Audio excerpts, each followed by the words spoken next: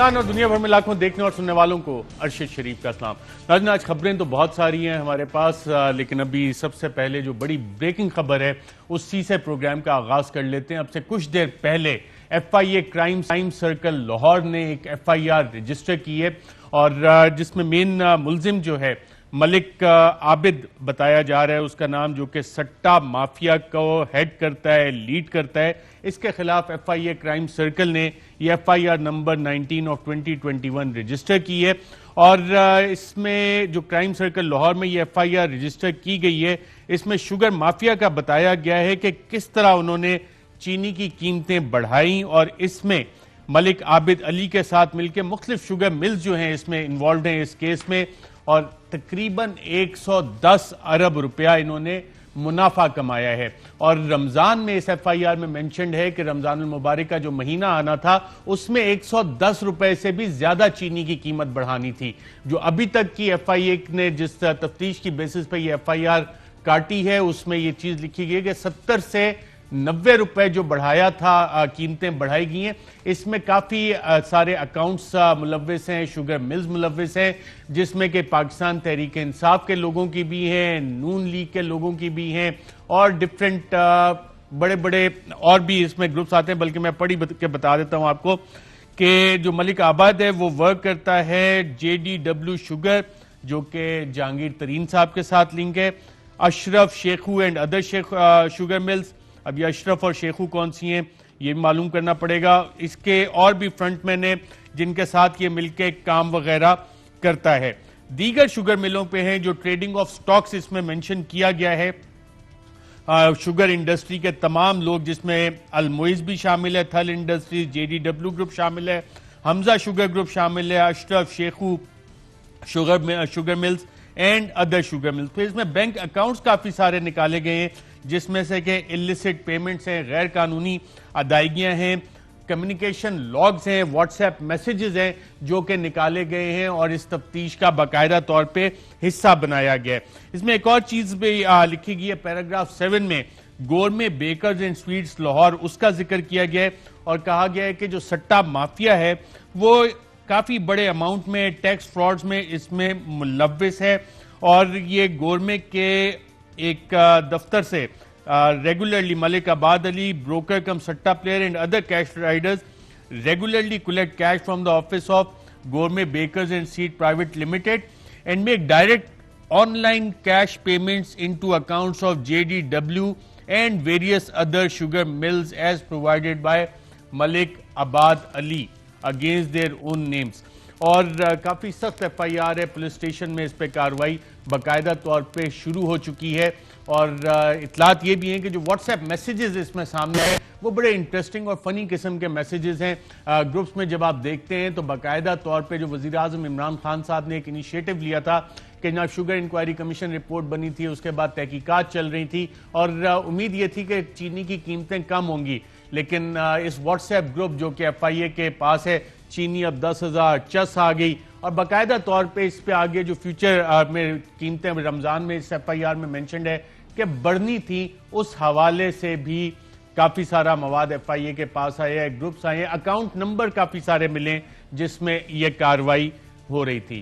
تو یہ ناظرین آج کی بڑی کارروائی ہے، اور اس حوالے سے جو ہمارے پاس ذرائع سے اطلاعات آ رہی ہیں کہ گرفتاریاں بھی متوقع ہیں، ایف آئی آر کاٹ لی گئی ہے، ایف آئی اے نے ٹیمیں تشکیل دے دی گئی ہیں، اور اس حوالے سے چند گرفتاریاں بھی ہونی ہیں۔ اب یہ گرفتاریاں کس کی ہوں گی؟ کیا بڑے لوگوں کی ہوں گی یا شوگر ملز کے ملازمین کی ہوں گی؟ اکثر ہم نے دیکھا ہے کہ بڑے لوگ بچ جاتے ہیں، اور جو کوئی مینیجر بیچارہ ہوگا، کوئی سیکیورٹی گارڈ ہوگا، وہ پکڑے جاتے ہیں۔ تو کیا اس دفعہ اگر واقعی یہ کریک ڈاؤن ہونا ہے، اور شوگر مافیا، جس کو کہ شوگر کارٹل کہا جا رہا ہے، شوگر مافیا کہا جا رہا ہے، جو سٹا کھیلنے میں انوالوڈ ہے، اس کے خلاف واقعی جانا ہے، تو جب تک کرتا دھرتاؤں کو، جو بڑے بڑے بھائی صاحب ہوتے ہیں، ان کو جب تک نہیں پکڑیں گے، چھوٹے بیچارے مینیجرز کو پکڑ کے پھر آگے جو کاروائیاں ہیں اس میں باہر بیٹھ کے لوگ مینیپولیٹ کیسے کرتے ہیں، وہ ہم نے متعدد کیسز میں دیکھا ہے۔ لیکن امید کی جا سکتی ہے کہ آج یہ کارروائی نیک نیتی کے ساتھ کی گئی ہوگی، اور اس کو باقی انجام تک پہنچے گی۔ اور رمضان میں شوگرز کنٹرول کرنے کے لیے کیا اب ان شوگر مل سے جو سٹے کا سٹاک ہے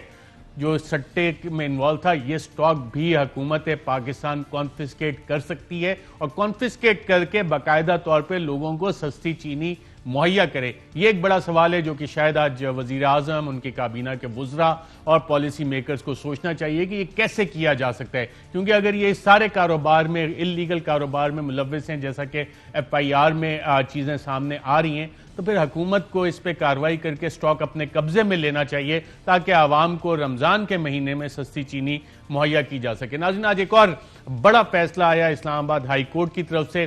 آنریبل چیف جسٹس اسلام آباد ہائی کورٹ چیف جسٹس اطہر من اللہ صاحب نے یوسف رضا گیلانی صاحب کی جو پٹیشن تھی جس میں 7 ووٹوں کا تذکرہ تھا، اس کو چیلنج کیا تھا، اس حوالے سے کافی تفصیلی فیصلہ لکھا ہے. 13 صفحات کا یہ فیصلہ ہے اور پاکستان کی جو جمہوری تاریخ ہے اس میں پارلیمان کی جو دیواریں اس پہ فریم کروا کے اس فیصلے کو لگانا چاہیے. اس کی وجہ یہ ہے کہ اس میں آنریبل چیف جسٹس اطہر من اللہ صاحب نے پارلیمان کی سپریمیسی کے حوالے سے بتایا ہے، پارلیمان کے تقدس کے حوالے سے بتایا ہے، اور پاکستان کا آئین جس ٹرائیکوٹمی آف پاور کا، جس سپریشن آف پاورز کا بتاتا ہے، اس میں حدود مقرر کر کے پارلیمان کو ان کی ذمہ داری بتائیے، جو کہ ہمارے اکثر پارلیمنٹیرینز کو پتہ نہیں ہوتا اور اپنے ڈومین میں وہ ہر کسی کو انٹرفیئر کرنے کی اجازت دیتے ہیں. جوڈیشری، ایگزیکٹو، لیجسلیچر، آئین میں separation of power, trichotomy of powers کا باقاعدہ رول ہے. اور جوڈیشل ریویو کے حوالے سے بھی آنریبل چیف جسٹس اطہر من اللہ نے اس میں لکھا ہے کہ پارلیمنٹیرینز کو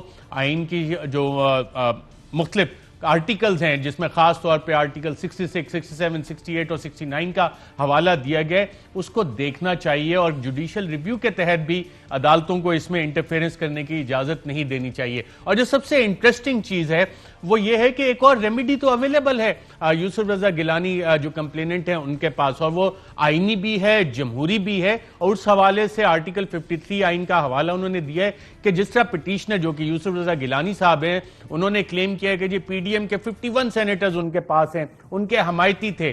تو اگر ایسا ہی معاملہ ہے تو صادق سنجرانی صاحب، جس کا پٹیشن میں ہی حوالہ دیا گیا ہے کہ 47 ان کے پاس ووٹس تھے اور 51 PDM کے پاس ہیں، تو ووٹ آف نو کانفیڈنس لا کے انہیں چینج کر دیں. مطلب یہ ہے کہ عدالت کا کندھا استعمال نہ کریں، کہ میجورٹی ہے ثابت کریں، اور آپ کے پاس ایک آئینی اور قانونی راستہ اس حوالے سے موجود ہے، جمہوری طریقہ موجود ہے، اور اس سے پارلیمان کی باقاعدہ طور پہ بالادستی اسٹیبلش بھی ہوگی. آج ناظرین کیونکہ خبریں کافی ساری ہیں، نواز شریف صاحب نے بھی پاکستان ہائی کمیشن لنڈن کو کہا کہ جی میرا پاسپورٹ جو ہے اس کو رینیو کر دیا جائے. تو اس حوالے سے باقاعدہ طور پہ وزارت داخلہ نے دفتر خارجہ کو بتایا ہے کہ نواز شریف صاحب تو ایک اشتہاری شخصیت ہیں، مختلف مقدمات میں مطلوب ہیں، اور ان مقدمات کا انہوں نے ذکر بھی کیا ہے کہ جناب ان کی ایک تو پروکلیمڈ اوفینڈر ان کو اسلام آباد ہائی کورٹ نے ڈکلیئر کیا کرمنل اپیل نمبر 1 آف 2019 میں، اس کے بعد توشہ خانہ ریفرنس میں کیا، پھر ریفرنس نمبر 15 اور 2020 میر شکیل الرحمان کیس میں اشتہاری ان کو ڈکلیئر کیا. ساتھ ہی انہوں نے بتایا کہ جناب ان کو 8 ہفتے کی بیل اسلام آباد ہائی کورٹ نے دی تھی، اور کوٹ لکھپت جیل میں انہوں نے اپنی باقی کی سزا جو ہے اس کا ٹائم مدت پوری کرنی ہے. تو دفتر خارجہ جو ہے وہ اس جو ریکویسٹ پاکستان ہائی کمیشن کے ذریعے سے ریسیو ہوئی ہے نواز شریف کے بہاف پہ، ان سے ایک تو چند سوالات بھی کیے گئے ہیں، چند ریکارڈ مانگا گیا، ان کی ٹریٹمنٹ کا ریکارڈ مانگا گیا ہے کہ کب انہوں نے ڈاکٹر کو دکھایا، کیا کیا ٹریٹمنٹ ہوئی، اور ساتھ کہا ہے کہ ایک اشتہاری شخص کو پاسپورٹ نہیں دیا جا سکتا، اور پاسپورٹ کسی کا فنڈامنٹل رائٹ نہیں ہے. یہ بہرحال انٹیریئر منسٹری کا پوائنٹ آف ویو ہے اس حوالے سے. اور اگر نواز شریف صاحب ٹریول کرنا چاہتے ہیں اور پاکستان آنا چاہتے ہیں تو انہیں ایمرجنسی ٹریول ڈاکومنٹ جاری کیا جا سکتا ہے، وہ بھی اس صورت میں کہ اگر وہ PIA کی فلائٹ سے پاکستان آنا چاہیں. مزید بھی ناظرین خبریں پیٹرولیم کے حوالے سے. آئل مارکیٹنگ کمپنیز کا کمیشن آج بڑھا دیا گیا ہے، اور اس حوالے سے پیٹرولیم کمیشن کی رپورٹ بھی وزیر اعظم کو موصول ہوئی تھی، پھر منسٹریل کمیٹی کی رپورٹ بھی وزیر اعظم کو موصول ہوئی تھی، جس میں ریکمینڈ کیا گیا تھا کہ ان کے SAPM ندیم بابر صاحب جب تک فورینزک آڈٹ نہیں ہوتا انہیں ہٹا دیا جائے. 2 ماہ سے زیادہ ہو گئے، وزیر اعظم نے اس پہ کارروائی کوئی نہیں کی، اور آئل مارکیٹنگ کمپنیز کا آج مارجن بڑھا دیا گیا ہے. تو اس حوالے سے چند انٹرسٹنگ تفصیلات آپ کے سامنے رکھیں گے، کانفلکٹ آف انٹرسٹ کی بھی رکھیں گے، اور آج پروگرام کا آغاز ناظرین کریں گے کچھ معاشی صورتحال سے، کہ معاشی صورتحال کیا ہے، کس طرح سے ہونے جا رہا ہے، کیا کچھ ہو رہا ہے. اور اس حوالے سے ہمارے ساتھ موجود ہیں ڈاکٹر اشفاق حسن خان صاحب کسی تعارف کے محتاج نہیں ہے، ماہر معاشیات ہیں، ڈین ہے فیکلٹی آف سوشل سائنسز کے نسٹ یونیورسٹی میں، اور حکومت کے ساتھ ایک لانگ ایسوسیشن ماضی میں رہی ہے اہم ترین عہدوں پہ، جس میں کہ فائنانس منسٹری بھی شامل ہے۔ بہت شکریہ ڈاکٹر اشفاق حسن صاحب پروگرام میں شرکت کرنے کا۔ اس سے پہلے کہ میں آپ سے باقاعدہ سوال جواب شروع کروں، میں وزیر اعظم عمران خان کو ایک کریڈٹ دینا چاہتا ہوں کہ انہوں نے جب اپوزیشن میں ہوتے تھے تو اس قوم کو باقاعدہ طور پہ اکنامک ہٹ مین کا بتایا تھا۔ معاشی ہٹ مین کون ہوتے ہیں اور ملکوں کے ساتھ وہ کرتے کیا ہیں، آئیے دیکھتے ہیں۔ بڑی زبردست کتاب نکلی تھی کنفیشنز آف این اکنامک ہٹ مین۔ وہ بتایا گیا تھا کہ کیسے قوموں کو غلام بنایا جاتا ہے۔ پہلے ان کو مقروض کیا جاتا ہے اور پتہ ہوتا ہے کہ وہ قوم قرضے واپس نہیں کر سکتی، اس کے باوجود قرضے دیے جاتے ہیں، پھر ان کو غلام بنایا جاتا ہے۔ فوج بھیجنے کی ضرورت نہیں پڑتی، فوج بھیجنے کی ضرورت نہیں پڑتی اور ملکوں کو کانکر کر لیا جاتا ہے۔ بہت امپورٹنٹ بات ہے، اس کا مطلب بھی ہم نے ڈاکٹر صاحب سے پوچھنا ہے۔ نہ صرف عمران خان صاحب وزیر پلاننگ، وہ بھی اپوزیشن میں ہمیں اتنی آگاہی دیتے تھے اور میرے ہی پروگرام میں آ کے اتنی اچھی باتیں بتائی تھی اسد عمر صاحب نے، آئیے دیکھتے ہیں۔ ایک صاحب ہیں جان پرکنز نام ہے ان کا، عالمی بین الاقوامی مالیاتی اداروں میں کام کرتے تھے۔ اس کے بعد ان کے ضمیر نے ان کو جھنجھوڑا، انہوں نے ایک کتاب لکھی لی کنفیشنز آف اکنامک ہٹ مین۔ انہوں نے کہا جی ہمارا طریقہ کار یہ ہوتا تھا کہ ہم جاتے تھے تیسری دنیا کے ممالک کے اندر، ان کو ترغیبات دیتے تھے قرضے لینے کی، اور وہ قرضہ ہمیں پتا ہوتا تھا کہ ان کے پاس یہ استطاعت نہیں ہے، یہ واپس نہیں کر سکیں گے، اور ہمیں یہ بھی پتا ہوتا تھا کہ اس سے عوام کا کوئی بہتری نہیں ہو رہی۔ یہ پیسہ گھوم پھیر کے اسی ملک کی اشرافیہ، اسی ملک کے حکمرانوں کے اکاؤنٹس میں اور پراپرٹیز میں واپس ہمارے مغرب میں آ جانا ہے۔ ٹھیک ہے جی، یہ جان پرکنز نے کہانی سنائی۔ اب پچھلے 4 سال سے خصوصی طور پہ، بٹ عمومی طور پہ جو پچھلے پاکستان کے پچھلے 30-40 سال دیکھیں، آپ کو یہی کہانی نظر آ رہی ہے۔ قوم کے اوپر قرضے بڑھتے چلے جا رہے ہیں، ان قرضوں کا بوجھ اتارنے کے لیے عوام پہ ٹیکس، پھر مزید ٹیکس، پھر مزید ٹیکس، مطلب لاکھوں نہیں کروڑوں لوگوں کی زندگی آپ بدحال کر رہے ہیں۔ جی ناظرین، آپ نے دیکھا اپوزیشن میں رہ کے اسد عمر صاحب کتنی اچھی باتیں کر رہے تھے۔ ڈاکٹر صاحب، وزیر اعظم نے جو بات بتائی اور اپوزیشن میں ہوتے ہوئے بتائی، حکومت میں آ کے کیا وہ بھول گئے ہیں کہ ملکوں کو فتح کرنے کے لیے فوجیں نہیں بھیجنی پڑتی، اور کیا جو معاشی جنگ ہے وہ ایک نیا طریقہ ہے ملکوں کو تباہ کرنے کا، اور یہ کیسے لڑی جاتی ہے؟ میں تو سب سے پہلے کہوں گا کہ گاڈ از گریٹ، کہ ہمارے دونوں بڑے اہم تھے، ایک تو ملک کے وزیر اعظم بن گئے، دوسرے پلاننگ منسٹر ہیں، پھر فائنانس منسٹر بھی رہے، اور جو باتیں کی ہیں آج ایگزیکٹلی ہو بھی یہی رہا ہے۔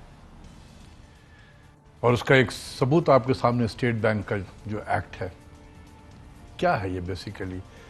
اس ایکٹ کے اپنے ہاتھوں سے آپ اسٹیٹ بینک کو ایک ایسا ادارہ بنا رہے ہیں۔ ابھی آیا تو نہیں ہے، آنے کا کچھ سن رہے ہیں کہ لا رہے ہیں۔ کیبنٹ نے اس کی اپروول دے دی ہے، کیبنٹ نے اپروو کر دیا؟ جی، اب یہ پارلیمنٹ کیا میں اپروو کیا ہے کیبنٹ نے؟ جو امینڈڈ ورژن ہے اسٹیٹ بینک کے ایکٹ کا، یہ تیار کہاں ہوا ہے؟ آئی ایم ایف میں، واشنگٹن میں۔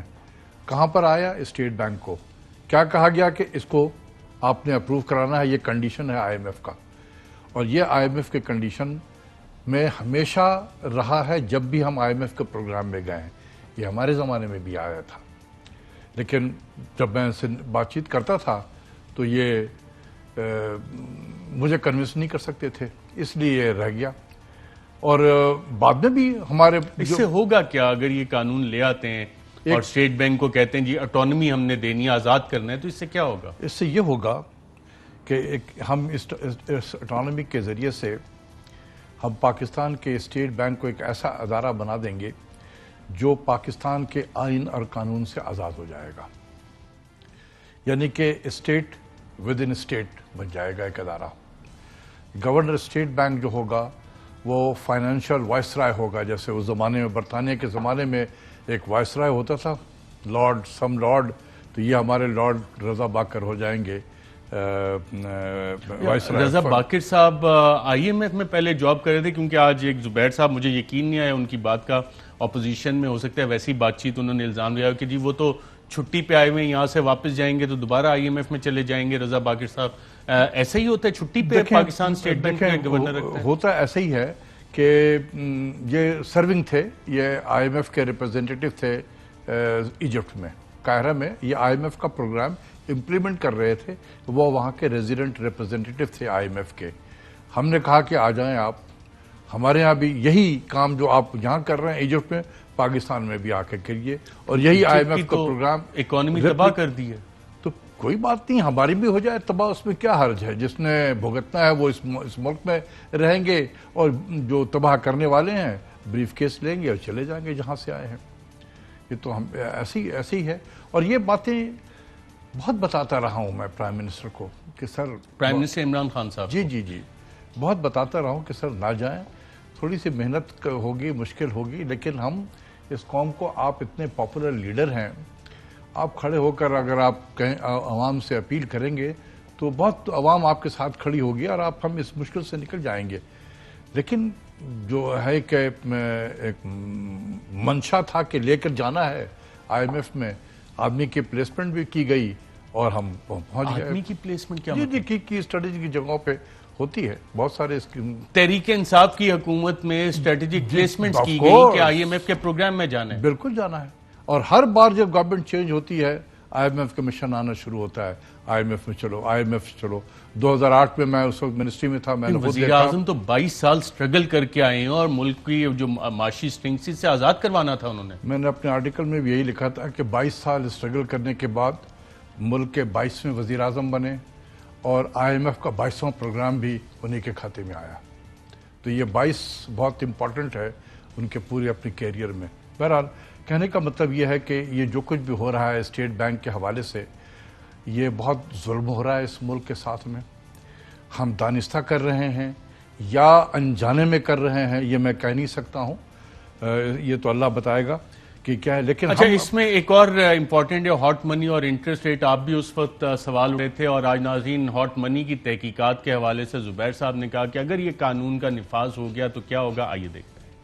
اسٹیٹ بینک آف پاکستان نے آپ کو پتہ ہے ایک اسکیم شروع کی تھی 2018-2019 میں، جس میں وہ ہم کہتے تھے ہاٹ منی باہر سے آتی ہے اور اس پر ہم 12-13% دے رہے تھے، اور اس میں پتہ نہیں کس کس گورے نے اور کس کس انسٹیٹیوشن نے دبا کے کروڑوں اربوں روپے بنائے. اس کی انویسٹیگیشن نہیں ہو سکتی اور نہ آئندہ ہو سکے گی. اگر یہ بل پاس ہو گیا تو گورنر سے، ڈپٹی گورنر سے، ایگزیکٹو سے کوئی تحقیقات کے مجاز ہی نہیں ہے اسٹیٹ بینک.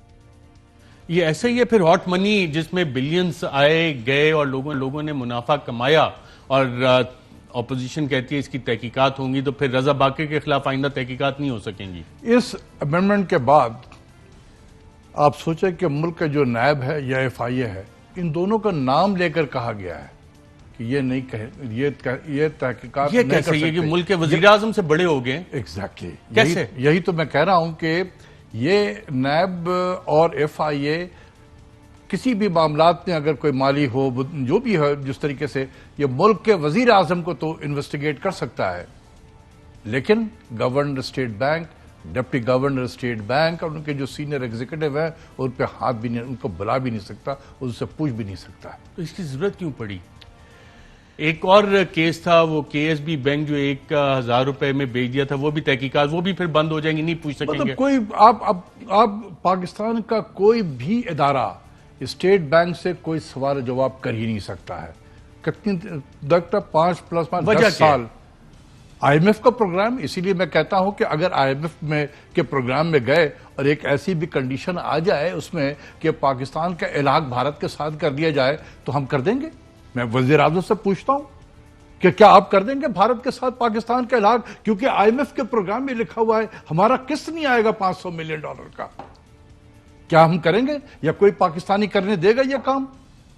اور نیوکلیئر پہ بھی وہ آپ کو آ کے سوال کر سکتے ہیں. یہ نیوکلیئر کا میں یہاں پر نہیں لانا چاہتا ہوں کیونکہ مجھے یہ پتا ہے کہ نیوکلیئر تک نہیں پہنچ سکتے ہیں. اچھا، پہنچ نہیں سکتے، لیکن کہاں تک پہنچ سکتے ہیں؟ ایک اور سوال اٹھایا زبیر نے، اور ہم چاہ رہے ہیں کہ آپ کا انڈیپینڈنٹ پوائنٹ آف ویو بھی آئے اس پہ کہ کون سی معلومات کس کو فراہم کی جائیں گی اس ایکٹ کے بعد. آئیے دیکھتے ہیں. اس قانون کے تحت اسٹیٹ بینک آف پاکستان معیشت کے حوالے سے جتنی بھی انفارمیشن ہے، چاہے وہ سیکرٹ ہے، کانفیڈینشیل ہے، وہ مجاز ہوگا IMF، ورلڈ بینک اور دوسرے انسٹیٹیوشنز کو دینے کے لیے. جو انفارمیشن بھی مانگیں گے، کوئی ایسی انفارمیشن نہیں ہے جو وہ کہہ سکیں گے کہ جی ہم آپ کو نہیں دے سکتے کیونکہ یہ پاکستان کا اسٹیٹ سیکرٹ ہے، یہ کانفیڈینشیل انفارمیشن ہے، یہ انفارمیشن ہم حکومت پاکستان میں بھی سب کے ساتھ نہیں شیئر کر سکتے. کئی ایسی انفارمیشن ہوتی ہے جو کابینہ کے سامنے بھی نہیں آتی، وہ صرف چند لوگ جس طرح وزیر خزانہ ہے، وزیر اعظم ہے اور 2-4 اور لوگ ہوتے ہیں جن کے ساتھ آپ شیئر کر سکتے ہیں. اب یہاں یہ کہہ رہے ہیں کوئی بھی انفارمیشن مانگیں گے، جب بھی مانگیں گے مجاز ہوگا state bank of Pakistan IMF کو بھی، ورلڈ بینک کو بھی، صرف ان 2 انسٹیٹیوشن کو نہیں، ساتھ میں یہ بھی ہے اور سملر انسٹیٹیوشنز. ناظرین میں اس کا سوال دوبارہ ذرا ریفریش کرتا ہوں. غلام اسحاق خان صاحب سیکرٹری جنرل فائننس بھی تھے اور پاکستان کے جو اسٹریٹجک ویپنز کے پروگرام ہیں اس میں ان کی کافی کنٹریبیوشن ہے اور مالی معاملات سارے وہ دیکھتے جو کہ انتہائی کانفیڈینشیل سیکرٹ ہوتے تھے. اسی طرف اشارہ کر رہے ہیں زبیر صاحب اور آئندہ کوئی بھی معلومات کیونکہ ہر چیز اسٹیٹ بینک کے پاس تو ہوتی ہے. غالباً 46B ہے کچھ اس قسم کا آرٹیکل ہے جس میں تبدیلی کی گئی ہے کہ اسٹیٹ بینک مجاز ہوگا کسی بھی ملکی اور غیر ملکی اداروں کے ساتھ ایک اگریمنٹ کر لے اور اس اگریمنٹ کے تحت چاہے وہ کانفیڈینشیل انفارمیشن ہو چاہے وہ نان کانفیڈینشیل انفارمیشن ہو اسٹیٹ بینک بالکل دینے کا مجاز ہوگا اور حکومت پاکستان وزیر اعظم صدر کوئی بھی ان سے پوچھ نہیں سکتا. تو یہ دیکھیں اس قسم کی چیزیں نہیں ہونی چاہیے. اور میں آپ کو بتاؤں کہ یہ کس لیے یہ کیا گیا ہے، اس کی ٹائمنگ میرے نزدیک بہت اہم ہے. حفیظ شیخ صاحب زخمی ہو گئے ہیں سینٹ کے الیکشن کے بعد اور ان کا فیوچر جو ہے وہ انسرٹن ہے کہ رہیں گے وزیر خزانہ نہیں رہیں گے وزیر خزانہ. IMF نے سوچا کہ چیف جسٹس صاحب نے بھی کہا کہ شکست کے بعد تو ہٹ جانا چاہیے پارلیمنٹری، اسی لیے میں کہہ رہا ہوں کہ ڈیموکریسی ہے. میں ٹیکس ڈائریکٹری میں ڈھونڈ رہا تھا ابھی تک ان کا مجھے وہ ٹیکس فائلنگ ملی نہیں ہے کہیں. اسی لیے میں کہہ رہا ہوں کہ IMF اگر ہے تو حفیظ شیخ صاحب کو بھیج دینی چاہیے. IMF نے یہ سوچا کہ یہ ہمارا بندہ جو ہے ساڑھا بندہ یہ کہیں دائیں بائیں نہ ہو جائے تو اس کے رہتے رہتے یہ کام کروا لو. IMF کا بندہ کہیں دائیں بائیں نہ ہو جائے. آپ کہہ رہے ہیں مطلب اگر یہ ہٹا دیا IMF کے ریپریزنٹیٹیو ہیں پاکستان، مطلب وہیں سے ہے نا، سب دونوں گورنر دونوں وہیں سے ہیں ایک طریقے سے. تو اگر اب تو پاکستان میں رہیں گے نا، اب انہوں نے کدھر جانا ہے؟ ارے جس دن ختم ہوگا نیکسٹ ڈے آپ دیکھیں گے فلائٹ لیا اور دبئی پہنچ گئے. وہاں ان کا کاروبار ہے، بیوی بچے سارے باہر رہتے ہیں. یہ تو صرف اس طریقے سے ہیلی کاپٹر سے اترتے ہیں، جتنا خراب کرنا چیزوں کو خراب کرو، جب کام ہو گیا واپس چلے جاؤ. یہ جو اکنامک ہٹ مین کا پرائم منسٹر جو بات کر رہے تھے تو یہ کون ہوتے ہیں اکنامک ہٹ مین؟ ان کا کیا رول ہوتا ہے؟ یہی تو پرائم منسٹر ابھی جب اپوزیشن میں تھے جو بتا رہے تھے، بالکل صحیح بتا رہے تھے. تو حکومت میں آ کے کیا ہو جاتا ہے؟ آئی ڈونٹ نو کہ کیا مجبوریاں ہوتی ہیں، یہ میں کہہ نہیں سکتا ہوں کیونکہ میں اندر سے تو چلے ان مجبوریوں پہ آگے جا کے بات کرتے ہیں. اور مجبوری ناظرین پاکستان میں جو شخص قانون فالو کرتا ہے اس کے لیے بہت ساری ہوتی ہیں اور خاص طور پہ عام شہری ہوں اور آپ پاکستان کے ٹیکس فائلر بھی ہوں. آپ ٹیکس اپنا ٹائم پہ فائل کریں، ساری چیزیں اپڈیٹ بھی کریں. اب حال ہی میں FBR کی طرف سے یہ اعلان کیا گیا کہ جناب 31 مارچ تک تمام جو ٹیکس فائلرز ہیں اپنے پروفائل اپڈیٹ کر دیں FBR کے آئرس سسٹم میں اور اس حوالے سے اپنا address, telephone number, IBN number, bank account number, electricity bill وغیرہ وہ سارا کچھ. سوال یہ ہے کہ ایک شخص، اور اگر آپ یہ نہیں کریں گے 31 تک تو اس پہ جرمانے بھی ہوں گے، ایکٹیو ٹیکس پیڈ لسٹ سے آپ کا نام بھی ہٹا دیا جائے گا ایکٹیو ٹیکس پیڈ لسٹ سے، اور ٹیکس فائلر جو ہے اس کا نام ہٹے گا تو پھر جو مختلف آپ کو ود ہولڈنگ ٹیکس کے حوالے سے اور دیگر مراتیں وہ ساری یکمشت ختم ہو جائیں گی. سوال یہاں پہ یہ بنتا ہے کہ میں اگر ایک سیلریڈ انڈیویجول ہوں، میں ٹائم پہ اپنا ٹیکس فائل کر رہا ہوں تو اور یہ پورے سسٹم میں اپڈیٹڈ ہے تو 31 مارچ تک یہ دوبارہ مجھ پہ ہی قدغن کیوں لگائی جا رہی ہے؟ اور یہ تھوڑے سے چند لاکھوں میں ٹیکس پیئرز ہیں جن کو بار بار آپ نے انہی کو نچوڑنا ہے، انہی کی گردن مروڑنی ہے، انہی کو آپ نے تنگ کرنا ہے. اور جو اتنے لارج نمبر میں کروڑوں نان ٹیکس فائلرز ہیں ان کے لیے کچھ نہیں ہے. آپ کا آڈٹ بھی ہونا ہے تو صرف ٹیکس فائلرز کا ہونا ہے، جو بندہ ٹیکس فائل نہیں کرتا اس کا آپ آڈٹ بھی نہیں کر سکتے. تو حکومت کو ان شہریوں کو جو ٹیکس پے کرتے ہیں فیسیلیٹیٹ کرنا چاہیے. بہرحال ہم نے آج ترجمان FBR سے اس حوالے سے گزارش کی تھی. طلعت نقوی صاحب نے ہمارے کوآرڈینیٹر کے جی آئیں اور ہمیں اس کی کچھ بتا دیں, کوئی آگاہی قوم کو دے دیں کہ اس کی کیا وجہ ہے, کیوں کر رہے ہیں, کیا اس سے فائدہ ہوگا, سہولت کیا ملے گی, کس کس کو کرنا چاہیے. لیکن انہوں نے کہا کہ جی ہم اپنے معاملات جانتے ہیں اور بتانے کی جب ضرورت ہوئی تو ہم بتا دیں گے. یہاں پہ ناظرین ایک وقفہ لیتے ہیں, وقفے کے بعد آپ کی خدمت میں حاضر ہوں گے اور کچھ معیشت کے حوالے سے بات کریں گے. بجلی کی قیمتیں کتنی بڑھنے جا رہی ہیں, قرضوں کا کیا حال ہے, اور کیا جو قرضے جس سپیڈ سے ہمارے بڑھ رہے ہیں, جس اکنامک وار کا ڈاکٹر اشفاق حسن نے ذکر کیا کہ اندر سے کھیلی جا رہی ہے, کیا آج پاکستان کے ساتھ یہی ہو رہا ہے. اور ساتھ ساتھ آئل مارکیٹنگ کمپنیز کا آج مارجن بھی بڑھ گیا ہے. اور پیٹرولیم کمیشن کی رپورٹ اس کا کیا ہوا, منسٹریل کمیشن کمیٹی کی رپورٹ کا کیا ہوا, کیوں منظر عام پہ نہیں آ رہی, کس کو بچایا جا رہا ہے, کس کے کانفلکٹ آف انٹرسٹ کو کیا وزیر اعظم خود پروٹیکٹ کر رہے ہیں, جبکہ ان کے 4 وزراء نے باقاعدہ رپورٹ وزیر اعظم عمران خان صاحب کو دی ہے. اور اس پہ پھر اپوزیشن کا وہ سوال سامنے آتا ہے کہ ایک طرف امپریشن دیا جاتا ہے اور لوگ کہتے بھی ہیں کہ وزیر اعظم عمران خان صاحب خود تو بہت آنیسٹ ہیں, لیکن ان کے ارد گرد اربوں کی دہاڑیاں لگائی جا رہی ہیں. اس پہ بات کریں گے ایک وقفے کے بعد. ویلکم بیک ناظرین. وزیر اعظم ہمیں معاشی ہٹمن کا بتاتے تھے اور پچھلے 2.5 سال سے جو معیشت کا حال ہوا ہے اس میں کئی بار ہمیں خوشخبری سنائی گئی کہ پاکستان کی معیشت بہتر ہو رہی ہے, اور بلکہ یہ بھی کہا گیا کہ 2020 جو کہ گزشتہ سال تھا وہ ترقی کا سال ہوگا. اور وزیر اعظم نے کیا خوشخبری سنائی تھی, آئیے دیکھتے ہیں. جو یہ سال تھا 2019 کا, اس میں ہم نے سٹیبل کیا, اپنی اکانومی کو سٹیبل کیا, اور اب جو 2020 کا سال ہے انشاءاللہ یہ ہماری ترقی کرنے کا سال ہے, یہ نوکریاں دینے کا سال ہے. کئی فیصلے کیے گئے ہیں جو کہ ملک کے اندر مہنگائی ہے اس کو کم کرنے کے لیے. آنے والے چند مہینوں میں قیمتوں میں خاطر خواہ کمی آئے گی. جو شرح سود ہوا اس کو اسی لیول پہ رکھیں جس لیول پہ یہ ابھی ہے. آگے فیوچر کی طرف دیکھتے ہیں تو ہمارا اب بھی یہی آؤٹ لک ہے کہ یہ انفلیشن ان قریب آہستہ آہستہ نیچے آنی شروع ہوگی. جی ناظرین, اور اگر آپ دیکھیں کہ کہہ رہے تھے کہ جی بجلی کی قیمتیں کہاں پہ پہنچی, تو بجلی کی قیمتیں تقریباً 50% جب سے پاکستان تحریک انصاف کی حکومت آئی ہے بڑھ چکی ہیں. گیس کی قیمتیں ایک دفعہ 85% بڑھیں, پھر 54% بڑھیں, تو تقریباً 140% گیس کی قیمتیں بڑھ چکی ہیں.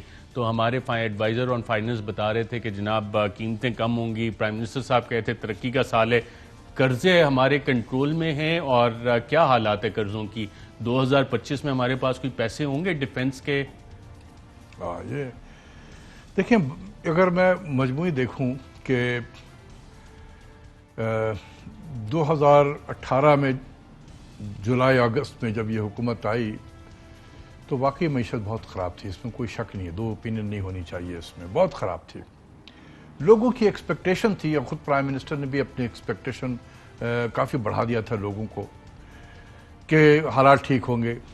لیکن جس طریقے سے وہ اس وقت حکومت نے مینیج کیا, میرے خیال میں ایک تو یہ کہ ان ایکسپیرینس ٹیم تھی, ان کو نہیں سمجھ میں آ رہا ایکسپیریمنٹ کرنے کے لیے ملک کی ایکسپیرینس مطلب یہ کہ اب سارے دیکھیں اس وقت آپ خود دیکھیں کہ یعنی ان ایکسپیرینس ٹیم ایکسپیریمنٹ کر کے سیکھتی رہی. بس ٹھیک ہے, وہ لرننگ بائی ڈوئنگ کے پروسیس میں تھے, اور اس میں چیزوں کو فردر, اور اس حوالے سے جو ملک اور عوام ہے اس کی ڈیفیکلٹیز جو ہے وہ کمپاؤنڈ ہوتی چلی گئی.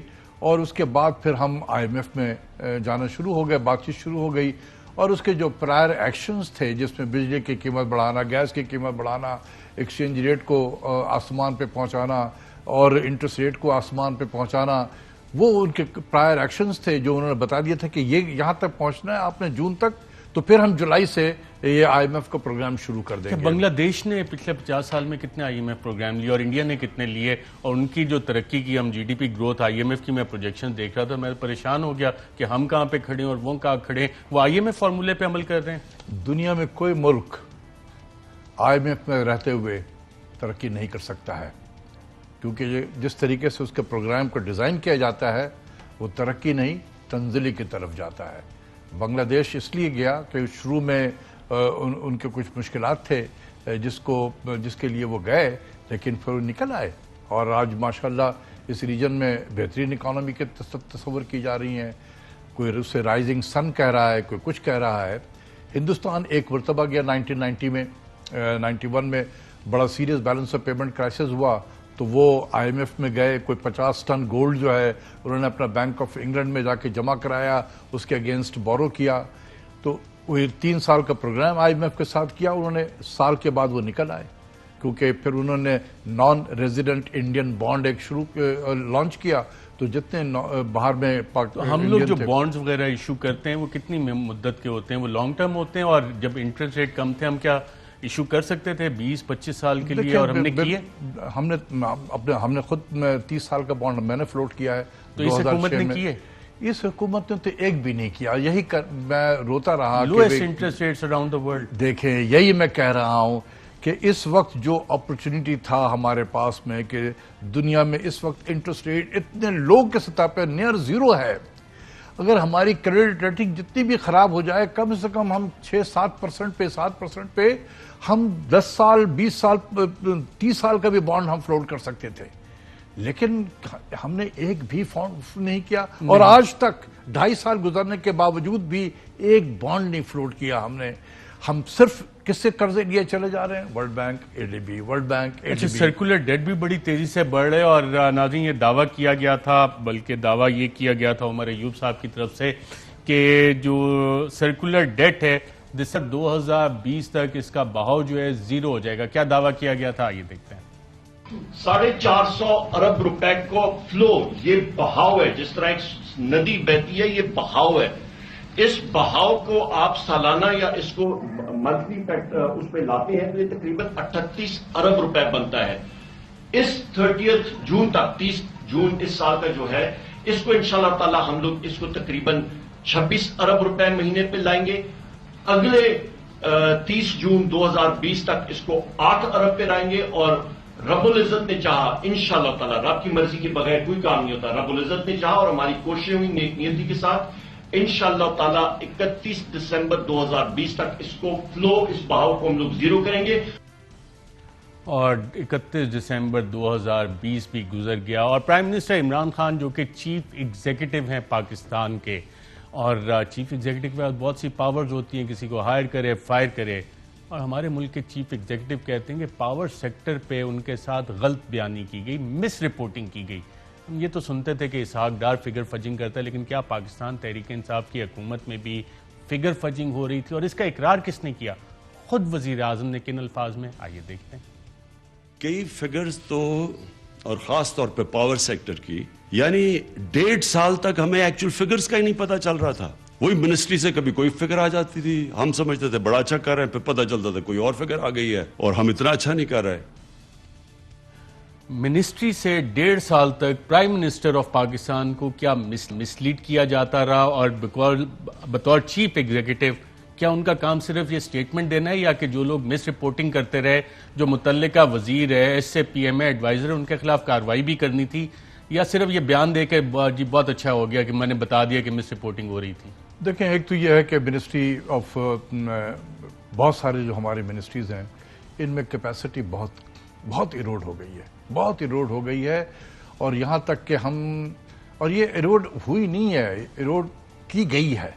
یہی اسی کو تو ہائیبرڈ وار کہتے ہیں کہ انسٹیٹیوشنل کیپیسٹی کو اتنا ختم کر دیا جائے کہ آپ کی ڈپینڈنس پھر کنسلٹنٹ پہ ہو to deliver the things, consultant to deliver the things. وہ کنسلٹنٹ کو پیسے کہاں سے ملتے ہیں؟ باہر سے ڈالر ملتے ہیں. وہ کس کے لیے کام کرے گا؟ جو ڈالر دے رہا ہے. اور وہ جو کنسلٹنسی فی ملے گی پاکستان میں پروجیکٹس کے لیے 90% واپس چلا جائے گا ادھار میں, اور آپ پے کریں گے. بالکل ایسا ہی ہے, ایسا ہی ہے. تو ایک بات یہ ہے کہ ہمارے یہاں کیپیسٹی بالکل ختم ہو گئی ہے. ہمیں باہر سے بالکل جو اچھے لوگ ہیں اس ملک میں ابھی بھی موجود ہیں ان کو لانے کی ضرورت ہے. دوسری چیز یہ ہے کہ صرف یہ کہہ دینا کہ ہمیں پتہ نہیں چل رہا تھا, بٹ جس نے مس گائیڈ کیا ہے دے شوڈ بی فائرڈ.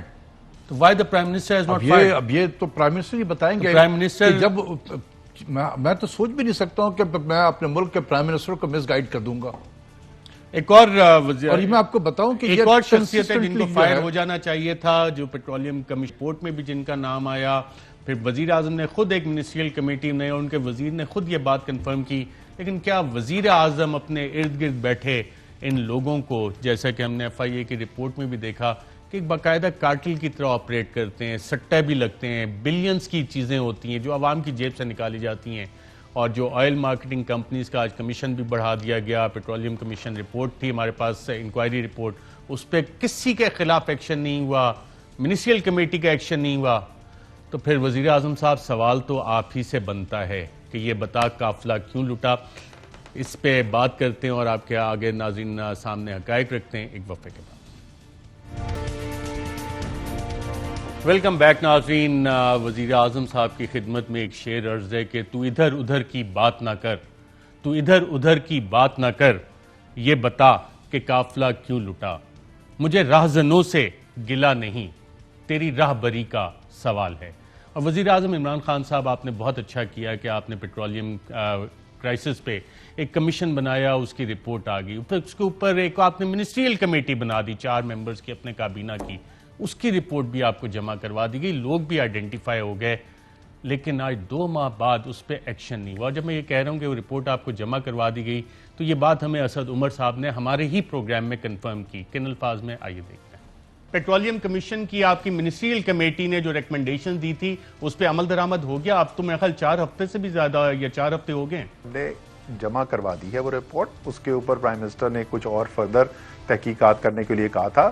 جو بھی وزیر اعظم کے خیال میں ان کے تمام انفارمیشن جس کی بنیاد پہ وہ فیصلہ کرنا چاہتے ہیں ان کے پاس آ جائے گی, وہ فیصلہ کر لیں گے. اور اس میں یہ ریکمنڈیشن تھی, اور یہ بھی میں بتا دوں, میں آن ایئر یہ بھی بتا دوں کہ ارشد شریف کو یہ بھی پتا ہے کہ ہم نے کیا ریکمنڈیشنز کی تھی. فورینزک آڈٹ ہونا چاہیے, اور ٹل دا ٹائم فورینزک آڈٹ ہونا, لیکن میرے ذریعے نہیں پتا چلا تھا.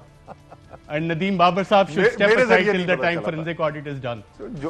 جو بھی سفارشات تھی, لیکن سفارشات آپ کو پتا ہے کہ وہ جمع کرا دی گئی ہیں, اور جب وزیر اعظم اپنے مطمئن ہو گئیں گے, تمام ان کے پاس معلومات آ گئی ہیں, تو وہ یقیناً اس پہ فیصلہ بھی کر دیں گے. وزیر اعظم نے ہی بنائی تھی یہ کمیٹی. جی ڈاکٹر صاحب, پاور سیکٹر پہ وزیر اعظم کو مس رپورٹنگ ہوتی رہی, اپنی منسٹریل کمیٹی کی رپورٹ آ گئی, ایکشن نہیں, وجہ کیا ہے؟ میرے خیال میں پرائم منسٹر کو کوئی کنسٹرینٹ تو ہوگا ضرور کہ اگر ہم ایکشن لیتے ہیں تو اس کے کیا ریپرکشن ہوں گے. ریپرکشنز یہ ہوں گے کہ اربوں روپے کے کاروبار ہیں ان شخصیات کے, اور حکومت میں رہ کے وہ اپنے کاروبار کا دفاع کرتے ہیں, ڈیفینڈ کرتے ہیں, اور اس لارجر کارٹل کا حصہ ہیں. جیسے شوگر کارٹل ہم نے دیکھا, پاور سیکٹر کا ایک کارٹل ہے, اس کے حصے ہیں, پیٹرولیم بھی اس میں آ جاتا ہے. ویسے میں بڑا کبھی سوچتا ہوں کہ آپ کے پروگرام آپ نے بھی بہت مرتبہ اٹھایا کہ اور دوسرے چینل پہ بھی یہ کانفلکٹ آف انٹرسٹ پہ بہت بات ہوئی ہے, اور مجھے کسی صاحب نے کہا کہ میں ذرا پرائم منسٹر صاحب کو ڈیفینڈ کر رہا تھا, تو انہوں نے کہا کہ بھئی آپ کس پرائم منسٹر کی بات کر رہے ہیں, this is a government of conflict of interest. تو مجھے بڑا خراب لگا کہ حالانکہ میں سمجھتا ہوں کہ پرائم منسٹر بہت محنت کر رہے ہیں, ایماندار آدمی بھی ہیں, لیکن اگر اتنی کانفلکٹ آف انٹرسٹ والے لوگ بیٹھے ہوئے ہیں, اتنے سوالات اٹھتے ہیں, تو پرائم منسٹر کو بھی سوچنا چاہیے اور ان لوگوں کو بھی سوچنا چاہیے. ان لوگوں کو کیوں سوچنا چاہیے؟ ان کے تو اربوں روپے کے بزنس. بات یہ ہے نا کہ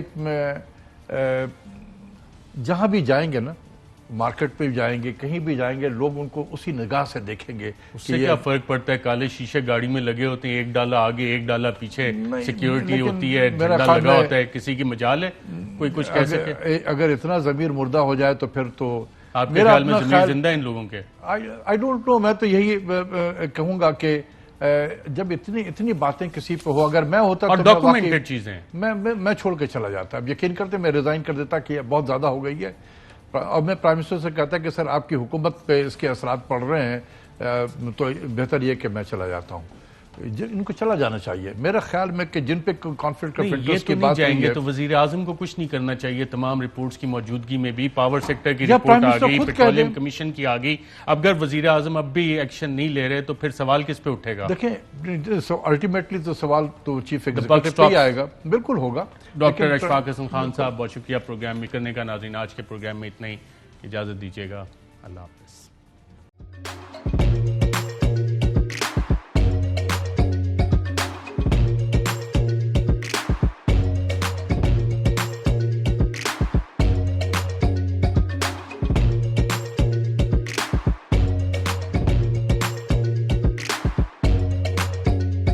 Instead of saving up for a new toy or a trip to Disney World, the 70-year-old بدلا من توفير لعبة جديدة. 来自阿拉巴马州的一名7岁女孩没有花 एक नए खिलौने या डिज्नी वर्ल्ड की यात्रा के लिए बचत करने के बजाय Alabama Anstatt für ein neues Spielzeug oder eine Reise nach Disney World zu sparen, hat En stade für un eus qu'elles EODN reise nach Disney World zus par an.